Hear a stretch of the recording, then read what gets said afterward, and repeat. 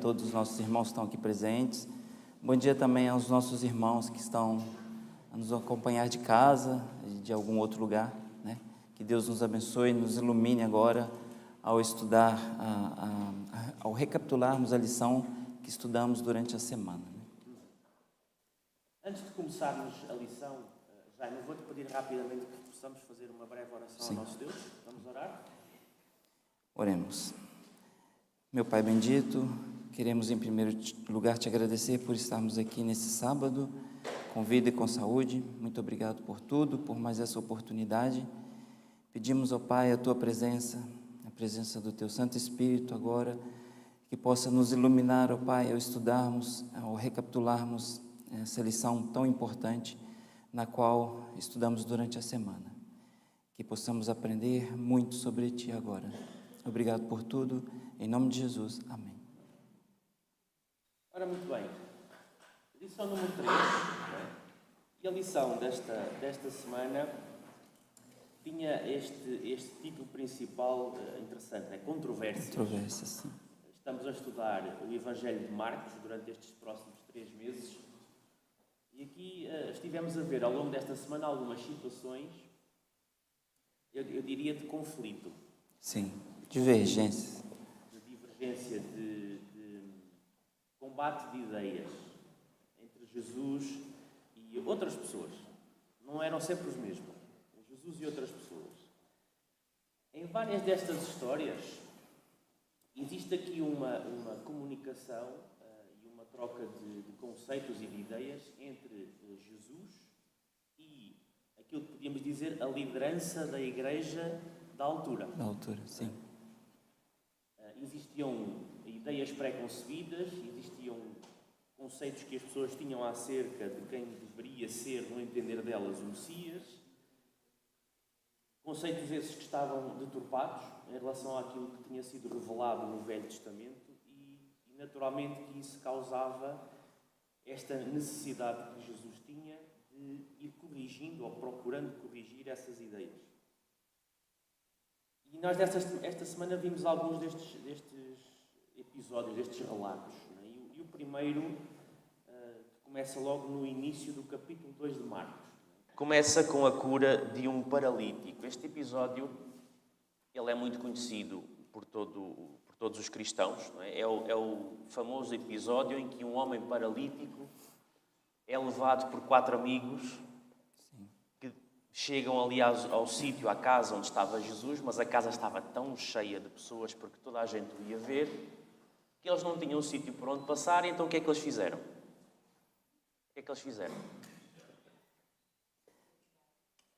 Foram pelo telhado. Se não vai pela porta, vai por outro sítio qualquer. Por outro lugar, né? Subiram ao telhado, Sim. destaparam um pouco, abriram ali um buraco e toca a descer o amigo. Né? E depois acontece uma coisa bastante curiosa, porque este paralítico, enfim, deitado naquela cama que os amigos lhe tinham preparado, simplesmente é descido. Né? E quando ele chega ao pé de Jesus, quando ele vai descendo e desce, o que é que Jesus diz? Jesus diz assim, pronto, levanta-te e anda. É isso? Não. Não? Não. Então o que é que ele disse? Marcos 2,5 responde, né? E Jesus vendo-lhes a fé, a fé de quem? Dos amigos? Dos amigos daquele homem, disse ao paralítico, depois, né? Filho, perdoados estão os teus pecados. Pronto. E é aqui que começa o primeiro embate. Porquê? Quando Jesus diz isto, perdoados estão os teus pecados. O que é que o texto a seguir diz, Jaime? No meio daquela multidão estavam lá alguns fariseus, alguns líderes da igreja, e o texto diz que eles começaram a pensar na cabeça deles, como assim? Mas este agora vem para aqui perdoar pecados como se fosse Deus? Sim. Por outras palavras, mas quem é este que agora pensa que tem autoridade para perdoar pecados? Sim. Na cabeça deles. E o texto Marcos dá logo ali uma indicação interessante, porque Marcos diz que Jesus percebeu perfeitamente o que é que eles estavam a pensar. Leu-lhes os pensamentos. Só por si, já não era uma coisa que um ser humano normal fizesse assim todos os dias. E então qual é o diálogo que Jesus tem a seguir? Quando o texto diz que estes homens começam a cogitar isto na cabeça dele, o que é que o texto bíblico diz a seguir? Ninguém leu, ninguém estudou. O texto diz que Jesus se virou para estes homens, diz assim, no verso 8, e Jesus, percebendo logo por seu espírito que eles assim arrazoavam, disse-lhes, por que arrazoais sobre estas coisas no vosso coração? Qual é mais fácil? Dizer ao paralítico, estão perdoados os teus pecados, ou dizer, levanta-te, toma o teu leito e anda? Ora, para que saibais que o Filho do Homem tem sobre a terra autoridade para perdoar pecados, disse ao paralítico, eu te mando, levanta-te, toma o teu leito e vai para a tua casa. Então ele se levantou e no mesmo instante, tomando o leito, retirou-se à vista de todos, a ponto de se admirarem todos e darem glória a Deus, dizendo, jamais vimos coisa assim. Jesus aqui começa então este diálogo a dizer, com esta pergunta, o que é mais fácil? É dizer a uma pessoa, eu perdoo-te o teu pecado? Ou é dizer a um paralítico, levanta-te e anda? O que é mais fácil? Irmãos, o que é mais fácil?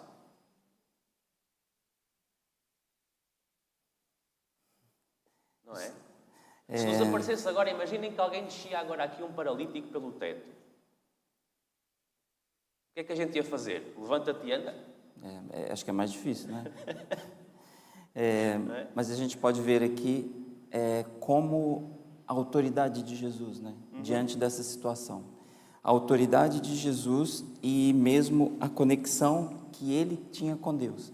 Porque para ele falar o que ele falou, para ele agir como ele agiu, ele tinha que ter uma conexão muito forte com Deus, né? E ele tinha que ter uma autoridade, como tinha e tem, para falar desse jeito. E falou ali a coisa certa, o que devia ter falado. Mas, realmente, curar alguém é muito difícil. Né? Para nós... Reparem, nós já vimos nas semanas anteriores que o assunto principal dos Evangelhos é mostrar à humanidade quem é que Jesus é. Mostrar à humanidade que Jesus não é simplesmente um ser humano, que Jesus é Deus. E é esta questão que os 4 Evangelhos, cada um à sua maneira, vai tratando. E Marcos aqui vai tratando com esta situação de começar a dar aqui algumas indicações à humanidade e aos seus leitores de que Jesus é Deus o Filho. E é disto que está aqui a ser falado. E daí Marcos dar esta importância, esta situação em que os líderes da igreja olham para Jesus como um ser humano e não veem mais nada para além disso. É o filho do carpinteiro lá de Nazaré. E também o próprio fato deles terem estado totalmente livres para fazer o que quiserem, o que queriam fazer. E de repente, né, surge Jesus a falar esse tanto de coisa, a contradizer, entre aspas, o que eles pregavam na altura. E Jesus já chegou ali, vamos dizer assim, já chegou colocando em xeque-mate o legalismo daqueles líderes, né? Que agiam simplesmente por legalismo, né? Era a lei acima de qualquer coisa, não olhavam mais nada, era o cumprir da lei ou das outras regras que tinham ali e mais nada. E Jesus veio mostrar um lado diferente, o lado correto, né? de se lidar com isso. Apenas relembrar a sala que se alguém quiser participar, basta colocar a mão no ar. O Emanuel tem ali o microfone e ele chegará até vocês. Reparem, falaste aí de uma coisa interessante, Jaime. Nós estávamos aqui a ver líderes de igreja que tinham criado todo um sistema à volta deles, que era um sistema desenhado ou destinado a cimentar a autoridade e a legitimidade deles enquanto líderes, perante a restante população. E Jesus, que é a verdadeira autoridade, que é o Filho de Deus, vem a este mundo e começa, entre aspas, né, a ser uma ameaça à autoridade dos líderes. Exatamente. E é a partir daqui que começam todos estes problemas. Acho que essa foi a primeira preocupação deles, né? A ameaça que eles tiveram, porque eram pessoas poderosas, né? À sua situação atual. Exato. E reparem, esta história entra em contraste com aquilo que está no capítulo 6 do livro de Miqueias, nos versos 6 a 8. Porque o que é que Jesus mostra aqui? Jesus mostra aqui que a verdadeira autoridade de Deus não é simplesmente ser um grande líder de igreja, cumprir a lei toda e exigir o respeito e a submissão dos demais. Não é isso que é ser a autoridade de Deus. Ser a autoridade de Deus é praticar o amor, a justiça, a misericórdia, é refletir os traços de caráter do próprio Deus. É isso que torna um ser humano seu representante na Terra, cristão, né? Seu embaixador. Sim. E aqueles líderes judeus, né? Não eram cristãos, eram judeus, não faziam isto, tinham perdido isto de vista. Né? Eles mais facilmente deixavam de ajudar alguém do que arriscarem-se a perder alguma coisa do seu status ou outra coisa qualquer. Né? E daí este contraste. E esta situação começa a desmascarar um bocado isto. Ô Rui. Sim, força. Gostei também de uma parte que a lição toca, que é muito interessante, e a gente leu agora no começo, Marcos 2,5, que é ali naquele momento em que os amigos do paralítico conseguiram descer com ele até o chão, e quando ele estava lá no chão, o que Jesus falou? Né? A gente leu em Marcos 2,5. E Jesus vendo-lhes a fé. Ou seja, a nossa fé é algo que pode ser materializado. Não pode precisa, ser visível. Sim, pode ser algo abstrato. Não precisa ser necessariamente algo invisível. Talvez nem deva ser somente invisível. Por quê? O que eu quero dizer com isso? Através da nossa fé, podemos ajudar outras pessoas. E posso até dizer que aquele homem, é lógico que ele teve fé, o paralítico. Mas ele só foi curado por causa da fé dos amigos dele, porque os amigos dele é que tiveram fé. Não, vamos arrumar um jeito ali, não vamos desistir e vamos descer com ele ali para o chão. E Jesus viu a fé deles, no rosto deles, viu, né? Olha que interessante. Como é que está a nossa fé? Será que as pessoas lá fora veem a nossa fé através de atitudes positivas, de um bom tratamento aos nossos irmãos, aos nossos vizinhos, aos nossos colegas de trabalho, né? É uma lição dentro da lição que podemos tirar para nós, né? Interessante isso. É verdade. E depois temos aqui, avançando alguns versículos para a frente, temos aqui mais uma situação. Que é uma situação em que Jesus vai à casa de Levi. E Levi era há versões bíblicas que dizem um publicano, há outras que dizem cobrador de impostos. Na verdade, é a mesma coisa, era um funcionário público. Sim. Do Estado. Naquele tempo, o Estado era o Estado romano. Né? Portanto, era um funcionário público. Sim, mas dá a entender que o funcionalismo público naquela altura, e em especial o cobrador de impostos, tinha uma liberdade muito grande de agir. Tinha. Não era assim tão fiscalizado. Daí a repugnância que as pessoas tinham, né, dos cobradores de impostos, né, naquela altura. Os cobradores de impostos, eles eram considerados como sendo a escória mais baixa da sociedade judaica por duas razões. Primeiro é porque eram traidores da pátria, né? Servos do inimigo, que era o Império Romano. Sim. Segundo, porque muitos deles, eu não posso dizer todos, obviamente, mas os registros mostram que muitos deles não eram propriamente as pessoas mais íntegras do mundo. O meu imposto era 10%, mas ele calculava ali 12%, claro, e 10% entregava ao Estado e 2% ia para o bolso dele. Exato. Pronto, e coisas assim do género, passavam-se muitas coisas assim. Enfim, podemos questionar se era só naquele tempo ou não, mas isso são outras conversas. Não é? Mas é mesmo assim, não é? Já naquele tempo havia este problema da corrupção, da falta de integridade, da falta de valores, não é uma coisa apenas do século XXI.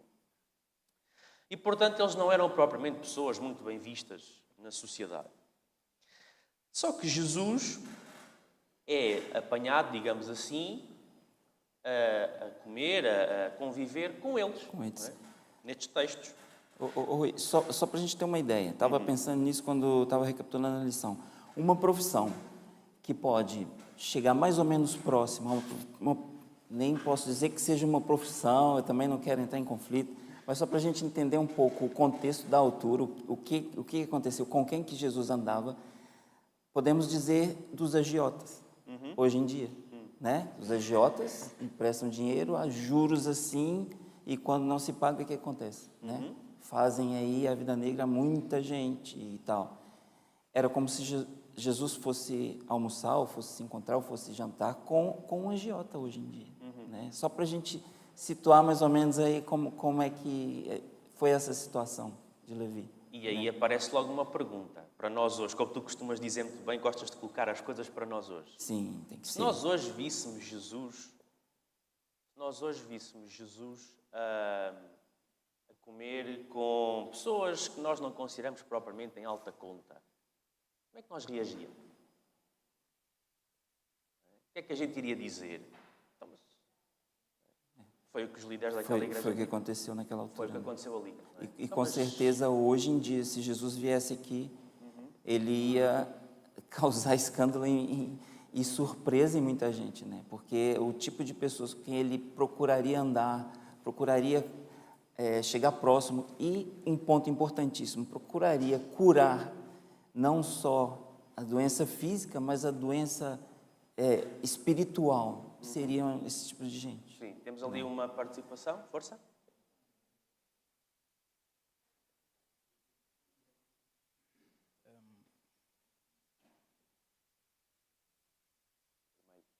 Bom dia.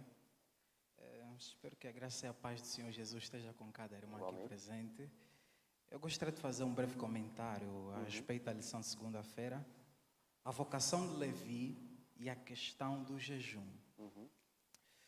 Thomas Brooke, um homem de Deus, ele diz em uma das suas composições que a oração é como uma vara, um cajado que separa os bodes das ovelhas.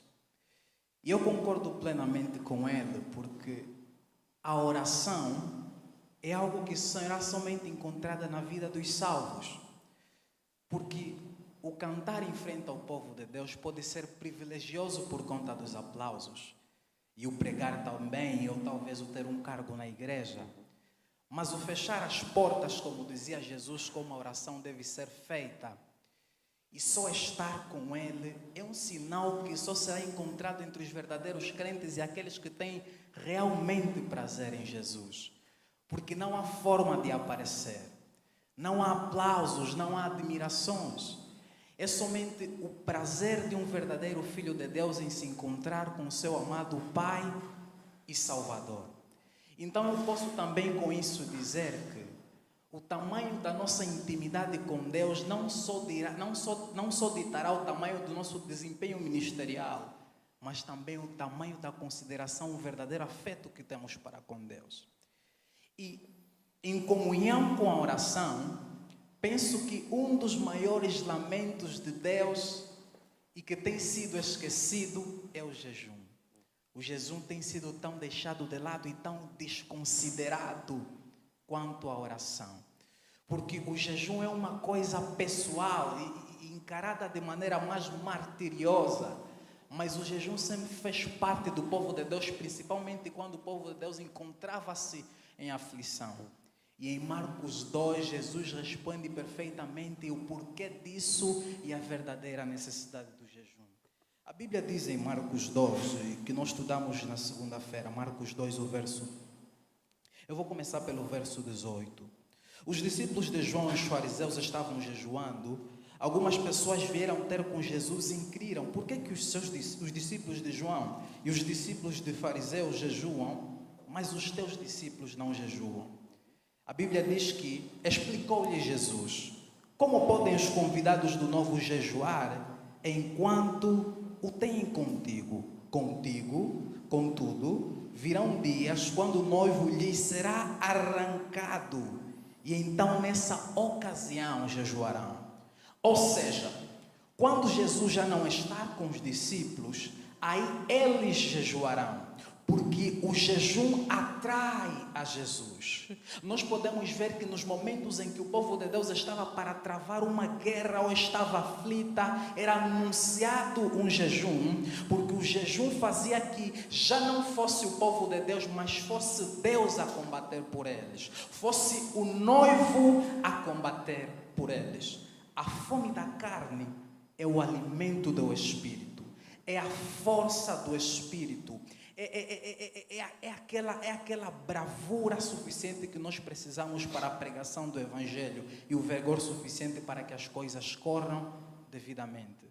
O povo de Deus precisa voltar a considerar o jejum e o seu poder. Acabe, por exemplo, sabia bem o poder do jejum. Acabe era um cara com pecados que talvez nenhum de nós aqui tivera cometido. E depois que a sentença do seu pecado veio sobre ele, ele sabia que o jejum atrai aquele que a cantora brasileira chama meu advogado. E ele jejuou. E ele era digno de morte. Mas depois Deus disse, Acabe se humilha, ele jejua. E o pecado dele foi perdoado porque ele atraiu aquele que Jesus disse, quando o noivo lhe for retirado, eles jejuarão e eles terão um noivo. Exatamente. Reparem, e esta é uma das questões, não é? Aqui estamos a ver duas situações. A questão do jejum foi aqui muito bem dita. Jesus usa esta ilustração. Não é? Nenhum de nós vai como convidado a uma festa de casamento e vai para lá jejuar. Exato. É uma festa de casamento. Muito boa comparação, né? Muito clara. Jesus, de facto, é bastante sábio na forma como ele faz estas questões. E nesta questão aqui também de Levi, os fariseus fazem esta acusação. Então, mas o suposto Messias anda a comer com a escória da sociedade, com os impuros, com os imundos e não sei quê. Né? E a resposta que Jesus lhes dá é uma resposta muito sábia. Porque Jesus diz-lhes assim, então, mas o médico não vai à casa dos saudáveis curar os saudáveis. Então, o médico vai curar os que estão doentes. Não é? Vai no hospital. Não? Os que estão saudáveis não precisam de um médico para nada. E nós, muitas vezes, podemos cair no mesmo erro de olharmos para pessoas que na nossa avaliação humana estarão nas piores condições a nível de humanidade, e não quer dizer que sejam piores condições físicas. Estamos aqui a falar até de piores condições morais, Sim. Muitas vezes. Pessoas que até podem ser da alta sociedade, mas que nós não lhes reconhecemos moralidade e ética nenhuma. E achamos, este nem merece que Deus vá à casa dele. E, no fundo, era como se Jesus nos esteja a dizer a nós, olha lá, ó Rui, mas não são os saudáveis que precisam de médico. Quem precisa de médico são os doentes. Exatamente. Não é aquele cristãozinho todo porque já está todo perfeito. Esse já não precisa de Deus para nada. Exatamente. Se calhar até precisa, né? Porque se se acha perfeito, é porque se calhar não é. Mas é um pouco isto. Jesus desafia as lógicas de raciocínio humano. Nós muitas vezes tendemos a raciocinar à nossa maneira. E Jesus diz, não. Estás a raciocinar pela lógica terrestre. Não estás a raciocinar pela lógica do céu. Sim. Rui, só voltando um pouquinho aqui depois ali o Diego quer falar, nessa questão do jejum, também podemos aprender que é algo muito importante. O jejum, talvez, que os discípulos de João Batista e os fariseus faziam, parecia ser jejuar por jejuar, entendeu? E entra toda a diferença. E penso eu que Jesus quis dizer isso. Existe momentos para tudo. Aquele, como Jesus mesmo falou, ninguém vai jejuar numa festa de casamento com o noivo ali. Não é hora para se jejuar. E o mesmo serve para nós. Jejuar por jejuar não vale a pena, não é preciso. É um ritualismo. É um ritual. Se não tiver um propósito, como o irmão falava bem, exato. O jejum na Bíblia, quando aparece com um propósito. Com um propósito. Senão fica situação. Um ritual vazio, né? E Jesus quis demonstrar isso, que existe hora, momento para se fazer jejum, assim como todos os outros aspectos que fazemos e que vemos na Bíblia, né? Existe hora para tudo. Diego. Bom dia. Eu gostaria só de fazer um comentário sobre a questão, né, do que a lição fala de segunda-feira a respeito de que os doentes precisam dos médicos. E quando eu lia o texto bíblico, né, em Marcos, eu pensava assim: por que será que eu, muitas vezes, enquanto membro da Igreja Adventista, quero me sentir como uma pessoa que não precisa mais de admoestação, né, de, quem sabe, um discipulado e de uma renúncia do meu eu, porque independentemente do tempo que eu estou aqui nessa igreja, eu continuo sendo um pecador. E cada um de nós aqui, se está nessa igreja, é porque precisa de cura espiritual. E nós sabemos que enquanto nós estivermos nessa terra, a nossa jornada de santificação será o quê? Será pontual? Será momentânea? Não, será para sempre, até a glorificação. E, portanto, apenas a minha consideração em relação à lição é que, se nós estamos aqui hoje, é porque nós precisamos de cura. Nós precisamos da remissão dos nossos pecados. Nós precisamos do bálsamo restaurador de Jesus Cristo. E é por isso que nós não podemos, em hipótese alguma, nos sentirmos acima de ninguém. Qualquer visita, qualquer pessoa que estiver hoje aqui, embora não tenha o conhecimento que nós tenhamos, estão na mesma condição que nós, porque enquanto nós estivermos nessa terra, nós continuaremos, né, com as marcas do pecado. E é por isso que nós precisamos, né, nos humilhar diante de Deus. E o jejum também faz parte desse processo de renegar o seu eu, né, de renegar a sua autossuficiência e reconhecer que nós precisamos, né, dos méritos salvíficos de Jesus, para que Ele possa imputar a sua justiça em nós. Então, juntando as duas coisas, o jejum renuncia-se o eu, para que eu entenda que eu preciso do médico dos médicos, que só Ele pode, né, sarar as minhas dores e pode curar, né, as feridas que o pecado ocasiona na nossa vida. Reparem, para fechar este tema e passar ao tema seguinte, há vários anos atrás, eu já não me recordo aonde é que eu li ou ouvi esta frase, mas eu entrei em contacto com esta frase e ela nunca mais me saiu da cabeça. E a frase diz assim: igreja é hospital para pecadores, não é museu para santos. E esta frase nunca mais me saiu da cabeça. Ninguém aqui é perfeito, ninguém aqui é... Nós não estamos aqui como peças num museu para mostrarmos aos visitantes quão bonitos nós somos. Não é para isso que nós existimos. Não é? Igreja é hospital para pecadores.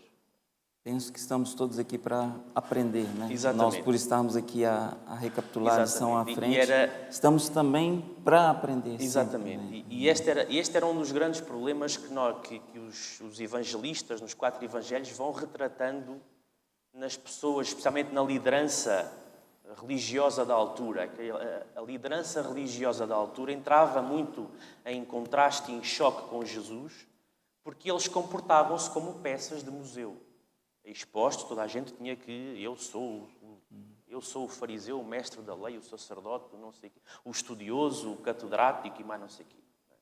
E Jesus vinha mostrar que eles eram tão pecadores ou mais que os outros. É porque é fácil demais você ter a religião somente trazendo benefícios para você, benefícios pessoais, né? Uhum. E era o que acontecia naquela altura. Uhum.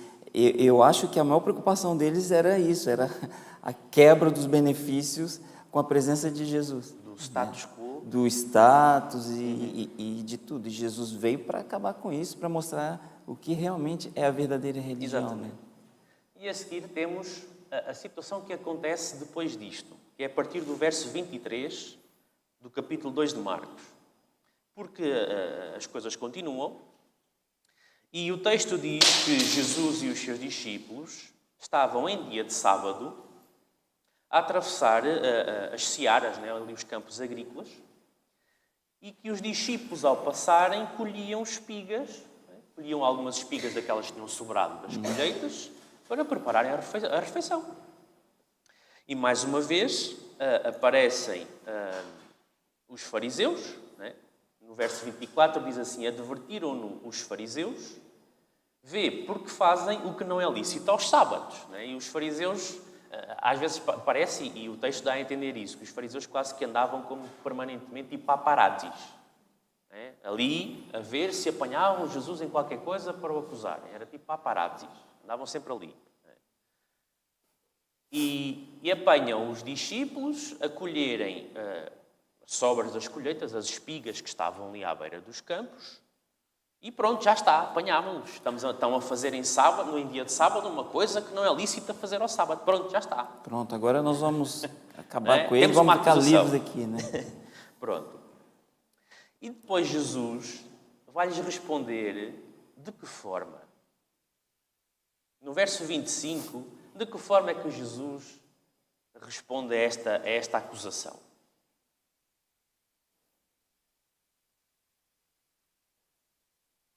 Reparem o que é que diz no verso 25. Diz assim: mas ele, Jesus, lhes respondeu: nunca lestes o que fez Davi quando se viu em necessidade e teve fome, ele e os seus companheiros? Como entrou na casa de Deus no tempo do sumo sacerdote Abiatar e comeu os pães da proposição, os quais não é lícito comer senão aos sacerdotes, e deu também aos que estavam com ele? Quando Jesus faz isto,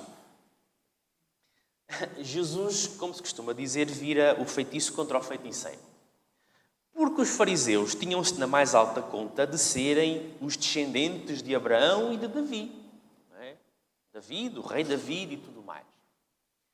E nós sabemos pelas Escrituras que Deus considerou Davi um homem segundo o seu coração.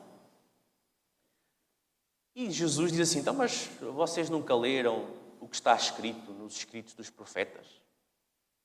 Como Davi entrou quando teve que fugir de Saul, com Saul andava a perseguir, porque não queria, obviamente, perder o reino, né?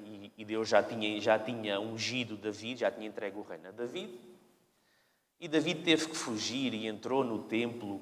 Ele e os soldados dele estavam cheios de fome, e a única coisa que estava ali no templo eram os pães da mesa dos pães. É? E como comeram? E Deus considerou um homem, um líder que fez isto, como sendo um homem segundo o seu coração. Exato. E o que é que ele quis dizer com isto?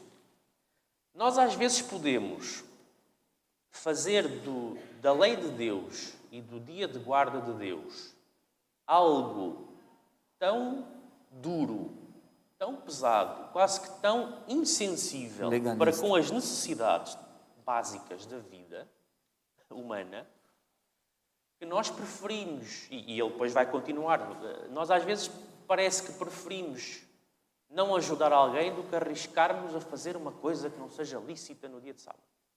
E naquele tempo acontecia. Jesus continua a história e diz assim: então, mas vocês... Se uma das vossas ovelhas cair num poço no dia de sábado, o que é que vocês fazem? Vocês não vão lá tirá-la. Então aqui, eu não posso ajudar alguém, eu não posso fazer o quê no dia de sábado? Não é lícito fazer o bem no sábado? Interessante demais, Rui. Novamente, Jesus cita as Escrituras. Né? Isso é um exemplo para nós. Jesus sabia as Escrituras de cor e citou ali, né, no momento certo ali, essa situação de Davi. E depois... o que Jesus falou, a resposta de Jesus, que está no verso áureo. O verso áureo diz isso, que o sábado foi feito para benefício da humanidade. Por causa do homem. Por causa do homem, não ao contrário. Não foi o homem que foi feito por causa do sábado, o sábado foi feito por causa do homem. Né?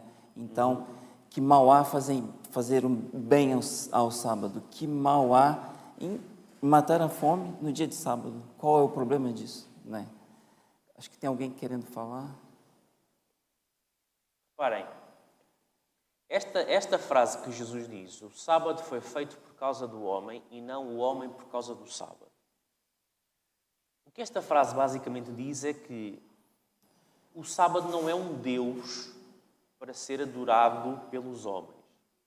O sábado é uma instrução de Deus para ser um benefício à humanidade. Lembra-te, né? Uma instrução. Lembra-te do dia de sábado. E é para ser um benefício à humanidade.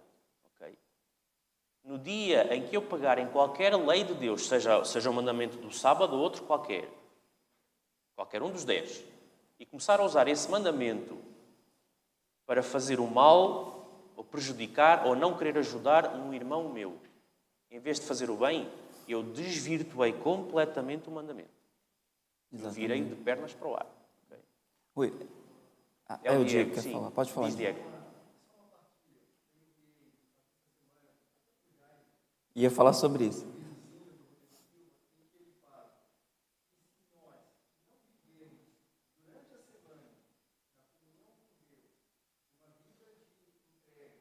Verifica se o micro... Tá?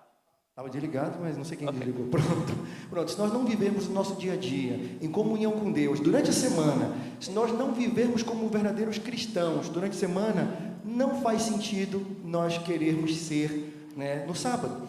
Porque o sábado não é o dia onde eu me torno cristão, é um dia onde eu celebro a dádiva de ter conhecido, né, a Cristo e a salvação, né, proveniente do que Jesus fez por mim. Então, se eu estou aqui hoje, mas durante a semana eu não vivo nada do que eu tento, né, demonstrar viver no sábado, o sábado para mim não passa de uma mera, digamos assim, cerimônia, né, uma mera tradição que para Deus não tem valor nenhum, porque Ele vê o nosso coração. E é por isso que nós temos que estar muito atentos a isso, para que nós não sejamos sabatistas, mas que nós sejamos verdadeiros seguidores de Cristo de segunda a sábado. Exatamente. Ele Aliás, diz assim... desculpe, deixa-me corrigir-te. De domingo a sábado. Domingo a sábado, domingo a sábado. Não tires o domingo daí.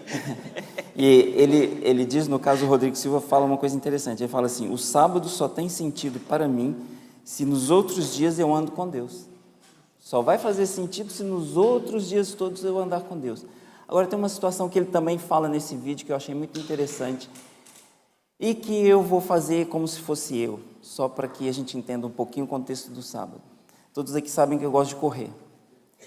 Imagina, corro todos os dias, mas gosto muito de correr no domingo. Imagina que num domingo seja o meu aniversário de casamento com a minha ilustre esposa. E ela preparou ali um pequeno almoço maravilhoso, né? Gostoso e tal. E está lá, me espera, né? Para a gente partilhar ali o pequeno almoço juntos. E eu estou sabendo daquilo, que ela está ali à minha espera. E eu simplesmente pego a minha roupinha, visto e vou correr, né?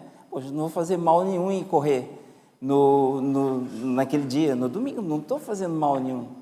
Mas, em contrapartida, vou frustrar alguém, né?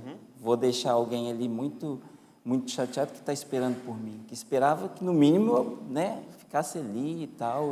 Colocaste a tua rotina acima da tua esposa. Exatamente, assim, exatamente. Isso é só para a gente nunca fez ter... isso, certo? É só uma ilustração. Ai de mim se eu fiz. Pronto.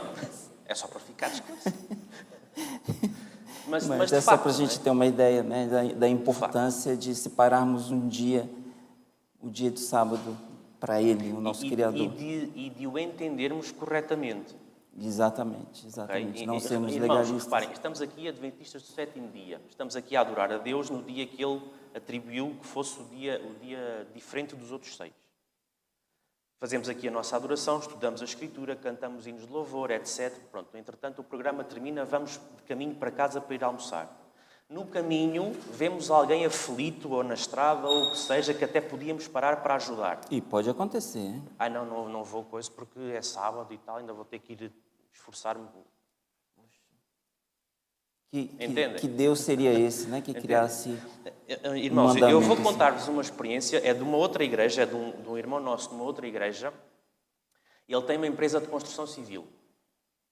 Num dia, numa manhã de sábado, ele estava na igreja, era mesmo de manhã, meio do programa, estava na igreja, e ele recebe uma mensagem no telemóvel dele, de um cliente dele que estava aflito, porque ele tinha-lhe construído uma casa numa zona montanhosa, mas tinha havido problemas a nível de cheias dos terrenos e o terreno por baixo da casa estava a desabar. E a casa estava a começar a ponto de... O que é que a gente faz? Não, é sábado, não posso ir para lá trabalhar, e não, é sábado. É sábado e aqui vamos deixar um ser humano perder tudo o que tem? Exatamente. Este nosso irmão fez aquilo que Jesus disse. Claro. Ele calmamente saiu da igreja, pegou nas coisas e foi ajudar uma família que estava em apuros. Era o que Jesus quis explicar ali aquelas... O sábado foi feito líderes. Por causa do homem e não o homem por causa do sábado. Exatamente. Okay? As coisas têm que ser corretamente entendidas. E reparem que em todo este texto, e o autor da lição tem esta coisinha entre parênteses ali, nós entretanto temos que terminar, que em toda esta situação do sábado, nunca está em questão qual é que é o dia do guarda. Porque há pessoas que podem pegar neste texto, estão a ver, não, a questão não é o sábado, é um dia qualquer. Não, o texto nunca fala de decidir qual é que é o dia. A questão aqui não é qual é o dia, a questão é como é que eu olho para o dia. Okay? Outra coisa muito importante, Rui, para se ver como Jesus queria e Jesus via que precisava curar muita gente espiritualmente. Aquelas pessoas que argumentavam isso com Jesus, essas pessoas, eram as mesmas pessoas que já estavam conspirando matá-lo. Em dia de sábado. No dia de sábado. O texto diz que saíram dali Já pararam para para conspirar pensar para isso? o matar, em dia de sábado. Já pararam para pensar a gravidade disso, não é?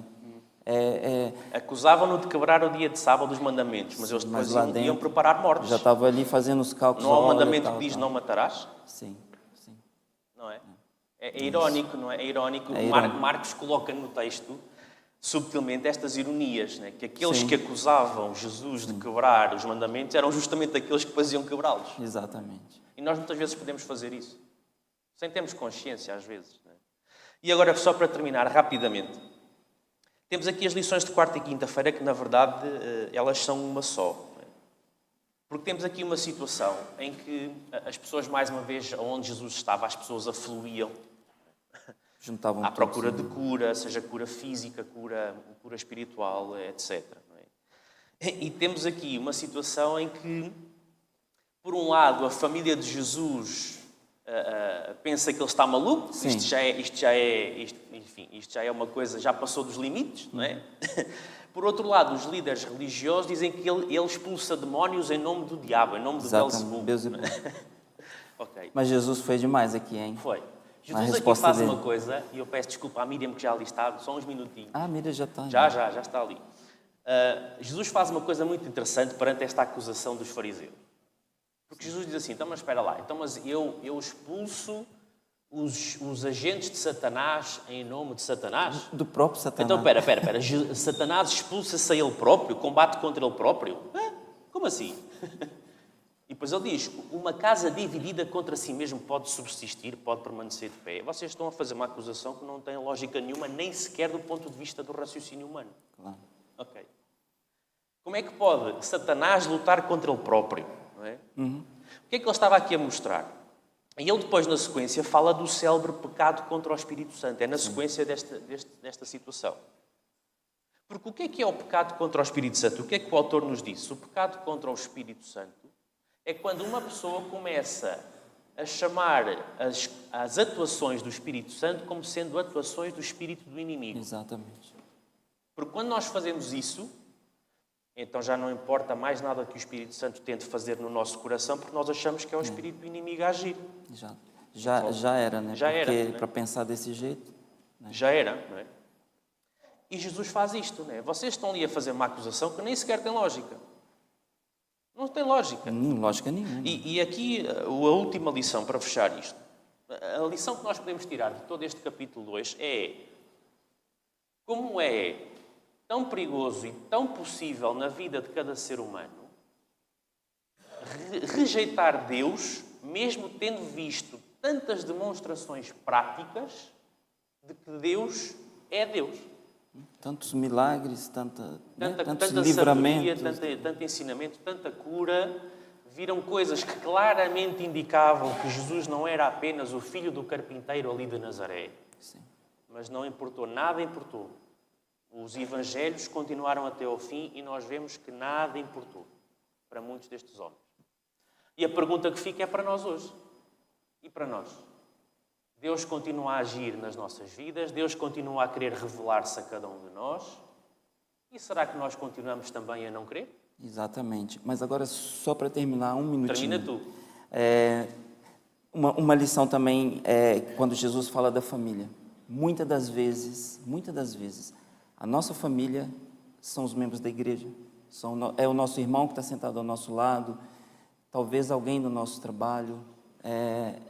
E nós temos que valorizar isso, né? Talvez a nossa família verdadeira não está aí em sintonia conosco, como a família de Jesus mostrou ali que não estava em sintonia, não estava ali sabendo a missão de Jesus, né?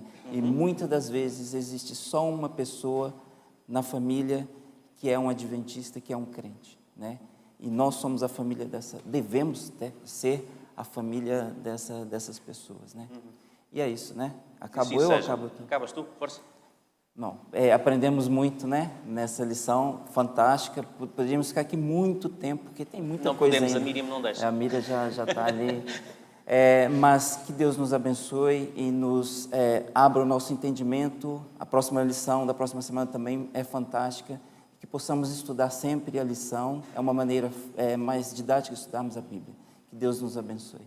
Amém.